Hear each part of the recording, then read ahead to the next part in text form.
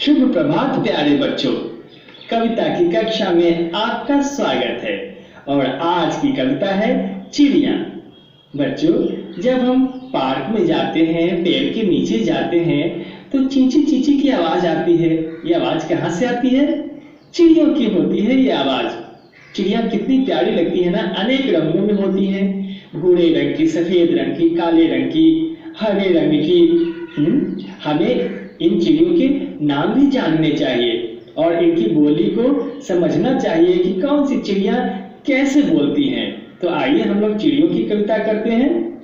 ची ची चू चू करती चिड़िया, ची ची चू चू करती चिड़िया, फुड़ फुड़ उड़ती जाती चिड़िया, फुड़ फुड़ उड़ती जाती चिड़िया, फुदक फुदक कर गाना गाती, फुदक फुदक कर गाना गाती, रोज सवेरे हमें जगाती, रोज सवेरे हमें जगाती।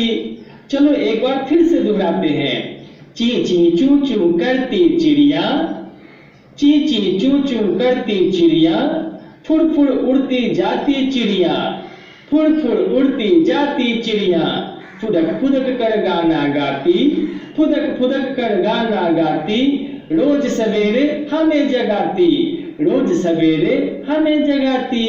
ची ची चू चू करती चिड़िया, ची ची ची चू करती चिड़िया।